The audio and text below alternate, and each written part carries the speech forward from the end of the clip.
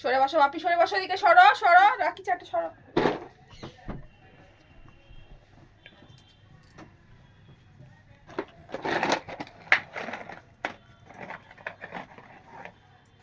নাও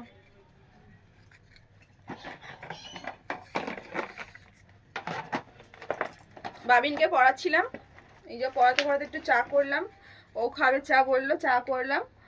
আর চা খাবে, বিস্কুট খাবে না, শুধু চা খাবে। চা খাওয়ার মাস্টার একটা, দেখো লজ্জা পেয়ে গেছে।